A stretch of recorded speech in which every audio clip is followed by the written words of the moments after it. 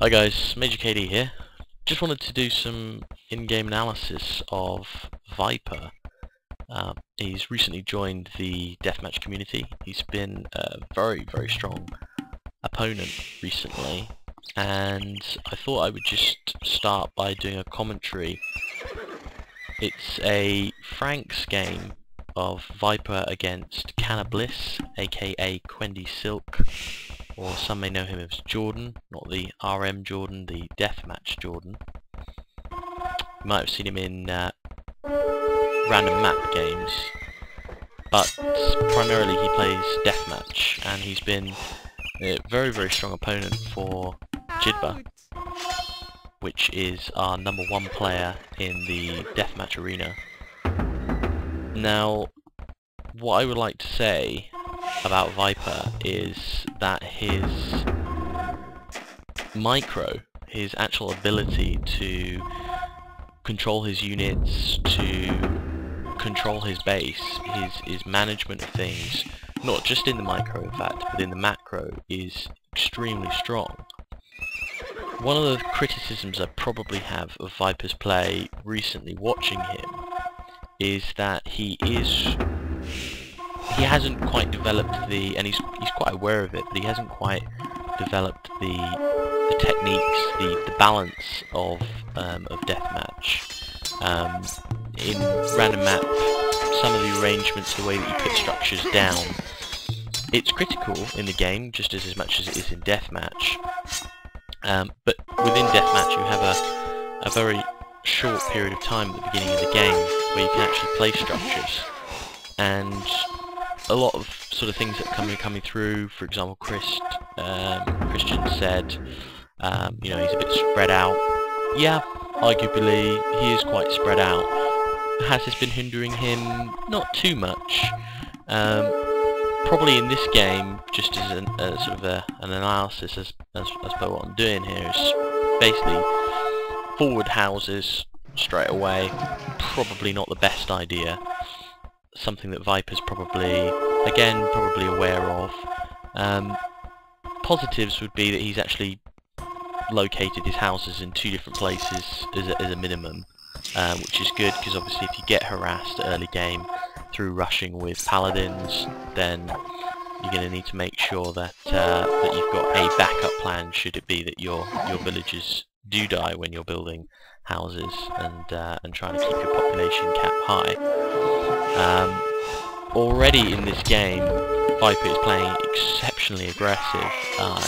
He's already harassing Jordan right off the bat. He hasn't really harassed Jordan at the beginning with paladins, apart from this little demonstration he's doing here. But for someone who's been harassed quite heavily there, you could see quite a few of Jordan's paladins coming in. He's already straight to that hill. He's already identified that hill straight away in the map, and he's already on his gold, in fact earlier than Jordan is, and he's at 130 pop. If I just have a look at Jordan's only on 83, which, you know, is quite significant. It just goes to show the speed that Viper has developed in the deathmatch scene. Clearly he has a lot of speed. I've watched his random map games prior to him joining deathmatch, and he's been resoundingly strong obviously throughout. He's got pretty much, you know, one of the highest ratings within the random map scene, and now he's crashed through into deathmatch with an exceptionally high rating within a small period of time, and he has no real experience from what I can gather in deathmatch, and yet he's really quite showing how his actual ability to manage his units, his structures, and the map kind of overrule those things that we probably overrate in deathmatch. We're probably a little bit too focused on, well, you know, I didn't have my buildings close enough together, etc. and he's just sort of dispelling that a little bit. That's not to say that we can dub that down, but he has dispelled that a little bit. That just sheer sort of great control can override an opponent. In this game, I really like this game. I've already watched it through, and one of the great things I like is how Viper really takes advantage of this hill, this bottleneck against his opponent. I mean, he's scoring quite a lot of kills.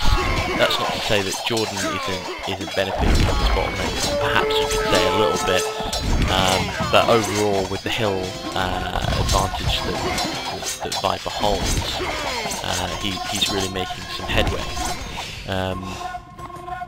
You know, clever little placements like these halberdiers, for example, against his stone.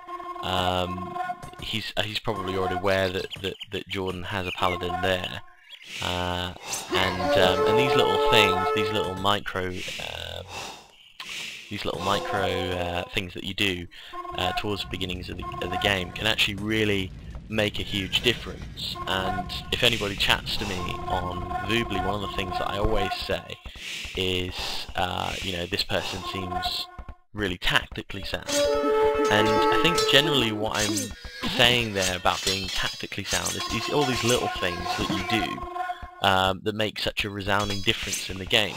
For example, building walls around your villages while they're building castles. That is a tactic. That is an action that you do that supports, you know, the overarching strategy, the overarching goal that you're trying to achieve in the game. And a lot of people, you know, for what they're trying to do is basically the same in random map, is to try and harass your enemy, try to limit how many resources they're able to gain, to try and exhaust them, really. And gold is the most valuable resource on the map, and especially in Frank's War, because in Frank's, Axeman is king. Perhaps not early game, paladins will be the dominant unit used on the map. But Axemen used cleverly, you know, especially in defending situations where you've got trebuchets mixed in with halberdiers like Viper's doing here, are very, very strong. And the paladins obviously being buffed in Franks in the fact that they've got more HP, and the fact that, you know, they're the strongest and fastest mobile offensive unit in the game, makes them extremely good for early game harassing, early game offensives, you know, especially against resources. Now, the thing I really like is that later on in this game, you won't see it just yet, but this hill that Jordan has becomes a real strong strategic point for Jordan. He really needs to hold on to this hill, and he's trying to switch from this bottleneck to his hill advantage. And he's laying down a few trebuchets here, just trying to push Viper back. And you know, going back a bit to what I was saying tactically, having paladins placed around the map, one of the probably the few things that you actually see in a game with lesser skilled opponents is that they won't make the use of these sort of micro elements of putting paladins around the map. And that's not to say that they're unable to control these units. In fact, a lot of the control that you do is fairly limited. I mean, you can only multitask so much. You can place paladins that you send away. I can't actually see a demonstration here, but I've seen a demonstration that Viper uses, to fairness, I use as well. Lots of DMs may, if they take advantage of the idle military key, is that when you do lay down paladins, let's say those paladins there, for example, on a different area of the map, for example, maybe defending a gold before castles and town centres are present.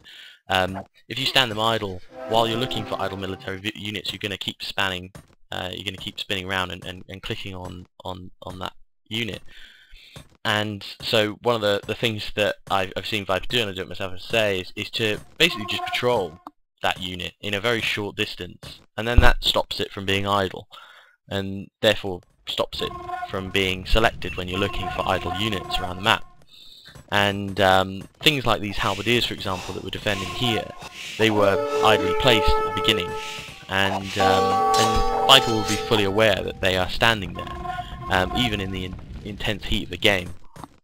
And that's why I think things like idle military hotkeys and making sure that you're checking that as much as you're checking idle villager keys is paramount in a deathmatch game, because really you're trying to maximise production, maximise the efficiency of all your units across the map, and that's really how you gain a real competitive edge.